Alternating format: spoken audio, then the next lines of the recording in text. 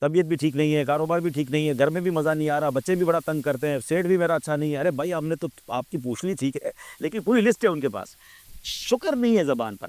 اچھا تو یہ مزاج جو ہے نا آپ کو، ایک تو وہی والی بات کہ صبر کا ثواب بھی گیا، اور پھر اس کمپلیننگ میں بعض اوقات غیبتیں بھی ہو جاتی ہوں گی، بعض اوقات سمجھے جھوٹ بھی ہو جاتا ہوگا.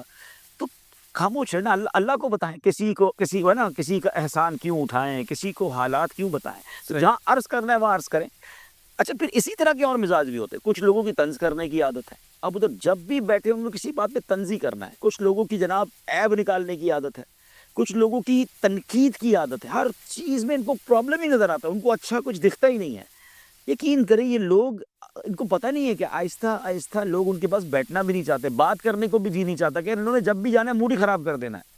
تو اسی میں سے ایک عادت کی شکوہ شکایت کی بھی ہے. مزہ اس بات کا ہے کہ بندہ نظر آ رہا ہے کہ تکلیف میں، اور وہ کہے میرے اللہ کا بہت شکر ہے، اللہ کی بڑی مہربانی. اور ایسے لوگ آپ نے دیکھے ہوں گے، ان پر بعض اوقات رشک آ رہا ہوتا ہے کہ یار یہ بیماری کے بستر پر پڑا ہوا ہے، اس کو ہمیں پتہ ہے غربت کے دن گزار رہا ہے، مگر کبھی کیا بتاتا ہی نہیں ہے پرابلم کیا ہے، اس کی تکلیف ہی پتہ نہیں چلتی ہے. یہ ہوتے ہیں توکل والے لوگ.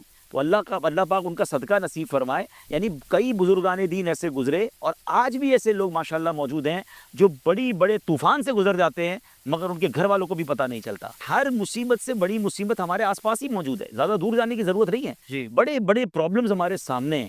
ہم میں سے جو جتنی بھی تکلیف میں ہے نا، وہ اللہ کا شکر اس بات پر ادا کر سکتا ہے کہ مجھ سے بڑی تکلیف میں لوگ موجود ہیں، اللہ نے مجھے اس سے مبتلا نہیں کیا. اور علماء تو بڑی پیاری بات کہتے ہیں کہ کتنی بھی بڑی مشکل کیوں نہ آ جائے، اس بات پر اللہ کا شکر تو ادا کر سکتے ہو نا کہ اللہ نے ایمان کی دولت دی ہے. لوگ تو غیر مسلم بھی ہیں نا، بے ایمان بھی ہیں، اللہ نے مجھے ایمان والا بنایا، یہی اللہ کی بڑی مہربانی. تو جب آپ اپنے سے تکلیف میں بڑے آدمی کے بارے میں، بڑی تکلیف والے کے بارے میں سوچ لیتے ہیں نا، تو پھر سکون بھی آ جاتا ہے، پھر شکوہ شکایت بھی چلی جاتی ہے. تھوڑی دیر کا صدمہ ضرور ہوتا ہے، لیکن وہ کہتے ہیں نا صبر کا ثواب ہی پہلے صدمے پر ہے.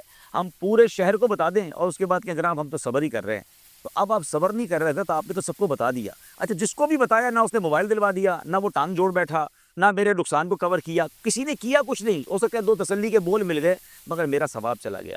اللہ کرے کہ ہم ایسا صبر کریں جیسے بزرگان دین صبر کرتے.